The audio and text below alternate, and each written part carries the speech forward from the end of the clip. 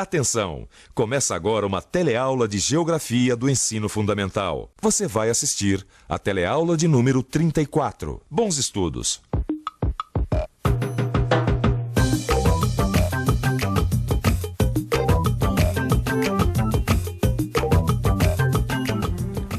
Sabe uma coisa que tem me chamado muita atenção no meu trabalho aqui no Porto? É a quantidade de gente que viaja para o Caribe. É verdade, a toda hora um grupo de turistas embarca num navio e vai fazer cruzeiro no Caribe. O que será que tem de tão especial nesse lugar? E onde será que fica? Você sabe? Eu descobri que eu não sei muita coisa sobre o Caribe, mas nunca é tarde para aprender. E é isso que nós vamos fazer juntos na nossa teleaula de hoje. Na teleaula de hoje vamos estudar a região do Caribe, uma região da América marcada pela fragmentação. Você vai conhecer os principais países que constituem a sua geografia, onde praias paradisíacas escondem verdadeiros paraísos fiscais. E vai aprender em que são baseadas as economias nacionais desses países. E atenção que a nossa teleaula está começando agora.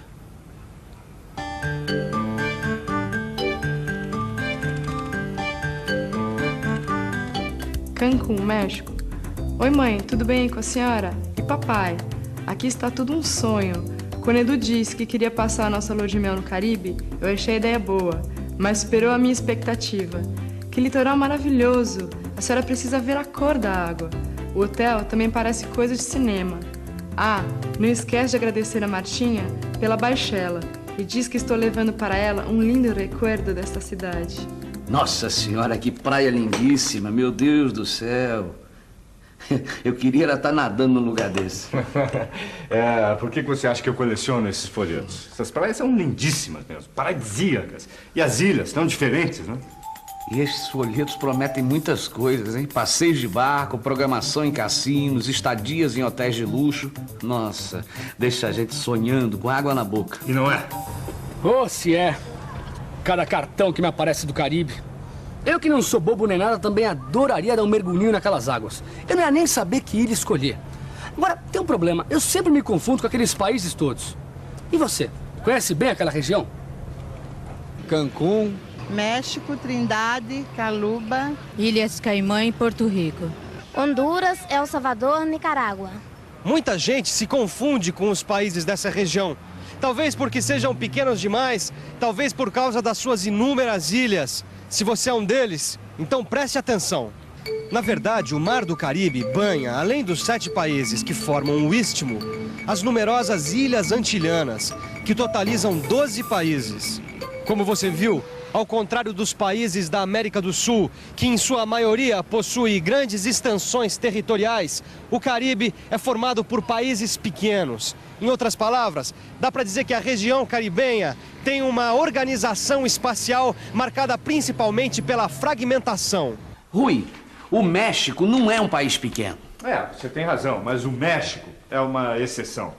Aliás, ele só não é maior ainda porque várias das suas terras foram anexadas aos Estados Unidos. Isso eu sei. Por isso que algumas cidades norte-americanas têm nomes como Los Angeles, por exemplo. É isso. Agora, dos países do Caribe, o México é o que eu tenho mais notícias. Eu vivo conferindo o embarque e o desembarque de mercadorias trocadas entre Brasil e México. Isso porque o Brasil e o México são 2 dos mais importantes países da América Latina.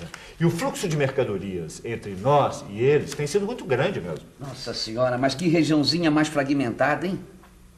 Eu bem que gostaria de ficar por dentro dessa história. E você, não?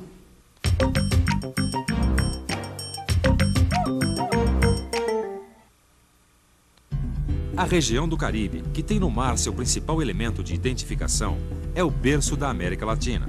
Foi lá que ocorreu o descobrimento do nosso continente americano por Cristóvão Colombo e de onde se difundiu toda a colonização espanhola na América. Mais tarde, outras nações europeias se interessaram por esta área, fazendo de algumas ilhas suas colônias. Durante o período em que a região estava sendo colonizada, houve uma preferência pelo estabelecimento de monoculturas nas terras altas do Istmo, enquanto as planícies, onde ficavam as florestas, permaneceram fracamente povoadas. E esse padrão de povoamento, surgido no período colonial, permanece até hoje. No início do século passado, começou o processo de descolonização, quando os núcleos de povoamento, isolados uns dos outros, tentaram formar a Federação Centro-Americana. Mas essa tentativa de unidade não resistiu, e logo iniciou-se o processo de fragmentação, onde cada núcleo de povoamento se constituiria num estado independente. Isto, e mais os fatores fisiográficos, como o istmo que forma a parte continental da região, além da presença de diversas ilhas, explicam as pequenas dimensões destes países. Esse padrão de ocupação territorial do tempo colonial deixou sua marca até os dias de hoje. Os grandes plantios monocultores passaram às mãos de empresas estrangeiras, algumas de origem norte-americana, como a United Fruit Company, que foram e ainda são proprietárias de grandes extensões de terras, influindo política e economicamente no destino destes países. Poxa, quer dizer que os americanos são donos de boa parte das terras do Caribe? Parece que a herança colonial é muito forte nessa região. E você sabe que a estrutura turística é financiada por grupos internacionais? E além do turismo, que a gente sabe que é importante para a economia da região, bem como os produtos agrícolas que eu conheço bem lá do Porto, como açúcar, o fumo, a banana, que outras fontes de riquezas eles têm? Olha, que eu saiba, porque eu já li um pouco a respeito, existem os recursos minerais, como o petróleo no México, a bauxita na Jamaica. Mas veja a bauxita, por exemplo. A Jamaica exporta a bauxita no estado bruto, sem beneficiamento. E o que acontece? Ela recebe apenas uma parte do lucro. E quem fica com a outra parte? É preciso dizer? É claro que as regiões que beneficiam e transformam a bauxita, que ficam nos países mais industrializados. Sempre a dependência, né? Mas existe uma outra fonte de renda importante aqui nessa região. E não tem nada a ver com praia, nem com banana e nem com bauxita. Bom, você está falando dos ritmos musicais? Não, isso aí é cultura. Eu estou falando de negócios mesmo. É que existem alguns países por lá que facilitam a entrada a instalação, né, de empresas estrangeiras ou de representações. Não entendi. Olha, é um negócio da China. Imagina que você seja o representante de uma dessas empresas, né? E eu sou do governo de um desses países, por exemplo. Eu deixo você se instalar no meu país, cobro impostos baixíssimos, ofereço vantagens burocráticas, exijo quase nada em termos de documentação e não estabeleço qualquer controle sobre a sua empresa. O que é que você acha? Bom, é o paraíso? Exatamente. São os paraísos fiscais. Países como as Bahamas são verdadeiros armazéns do capital estrangeiro, deixando os seus proprietários livres dos altos impostos de seus países de origem. Bom, então assim fica fácil. Mas o problema é que esse dinheiro não ajuda nas dificuldades que esses países possuem. Essa dependência não acaba gerando desenvolvimento para eles, muito pelo contrário.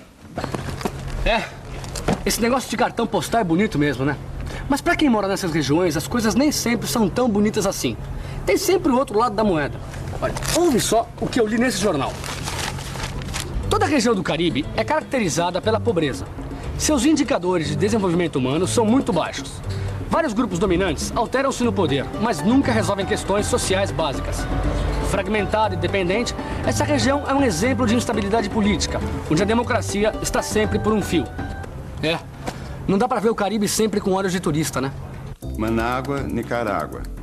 Paulinho, como vão as coisas na velha São Paulo? Como vai o colegial? Estou com saudades de você, meu neto, do nosso Brasil. Já lá se vão 2 anos que começou meu trabalho aqui na Embaixada Brasileira. Aprendi a gostar muito das pessoas deste país. É um povo forte que enfrentou movimentos guerrilheiros e embargos econômicos que só fizeram aumentar suas dificuldades. Nem por isso perdeu a coragem e a simpatia. Tome conta da nossa cidade. Abraços de seu avô. A influência dos Estados Unidos na região do Caribe sempre foi realizada em grande escala, entre outras razões, por motivos estratégicos. O Canal do Panamá é um exemplo disso. O Canal do Panamá é formado pelo Grande Lago de Gatún, além de 3 eclusas. O processo de enchimento e esvaziamento dessas eclusas permite a subida dos navios acima do nível do mar e a sua passagem do Oceano Atlântico para o Oceano Pacífico. Portanto, esse canal permite uma grande economia de tempo e dinheiro no transporte marítimo entre esses 2 oceanos. O canal permite que um navio saia da costa atlântica dos Estados Unidos em direção à costa pacífica, sem passar pelo extremo sul do continente, o que significa uma grande economia.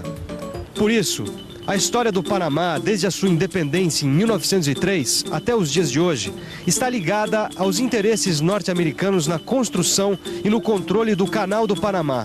E apesar da cobrança de taxas se constituírem na principal fonte de recursos do Panamá, os norte-americanos são os grandes beneficiados pelo seu uso por motivos econômicos e estratégicos. É, os americanos têm um olho grande nesse pedaço de terra e água. Eles mandam e desmandam. O caso do Haiti também é marcante, né? Os Estados Unidos é que promoveram aquela intervenção militar utilizando sua influência junto às Nações Unidas para fazer retornar o padre Aristide. Você lembra disso, Maurício? Claro que lembro. E não podemos esquecer de Cuba, né? Que sofreu um grande embargo econômico dos Estados Unidos. Havana, Cuba. Oi, Beth. Aqui em Cuba as praias são assim, lindas. Mas perdemos o jogo para as cubanas. Elas são muito fortes no vôlei. Aliás, em muitos esportes. Incrível como um país tão pequeno conseguiu se tornar uma superpotência esportiva. Ponto para eles. Mas nas ruas a gente sente muito descontentamento. Abraços, Rita. Eu acho que a situação em Cuba foi muito prejudicada pelos problemas que Cuba teve com os Estados Unidos. É muito boa. A educação, a saúde, né, foi o que mais se desenvolveu lá. Eles dão bom incentivo à cultura e ao esporte, mas tem opressão, né? Ok, eles estão progredindo para essa fase da democracia. Bom, a política eu desaprovo totalmente, né? Agora, se a gente for falar em termos de esportes, aí não é indiscutível, né? O caso cubano merece destaque, não apenas por ser o único país socialista do nosso continente, mas pelos seus contrastes marcantes. Por um lado, Cuba chegou a um desenvolvimento humano em níveis mais elevados que seus vizinhos do Caribe. Por outro, os princípios democráticos deixam a desejar. Para agravar, as recentes transformações mundiais deixaram Cuba numa situação de isolamento e as condições de vida alcançadas vêm caindo. Surgem grandes focos de descontentamento com o regime castrista e a fuga de grandes contingentes de cubanos para os Estados Unidos em busca de oportunidades e conforto capitalista. Puxa, realmente eu não sabia quase nada dessa região, vivendo e aprendendo. Bom, eu vou fazer minha inspeção e você, a sua revisão. E atenção, se liga aí que é hora da revisão. Na teleaula de hoje, você conheceu a região do Caribe, que é conhecido mundialmente como polo turístico pelas suas praias e paisagens. Conheceu também as características geográficas da região, caracterizada pelo istmo que forma a parte continental e as diversas ilhas que formam os menores países do continente americano. Constatou que o processo de exploração colonial deixou marcas profundas na estrutura socioeconômica, baseada na exploração de produtos agrícolas e no poder das elites locais, associadas a grandes grupos estrangeiros, criando os paraísos fiscais. Finalmente, observou a grande influência norte-americana na região, no destino de países como o Panamá e Cuba. Bom, agora é a sua vez de apanhar o livro e aprofundar todas as questões que a gente acompanhou aqui na teleaula. Até a próxima!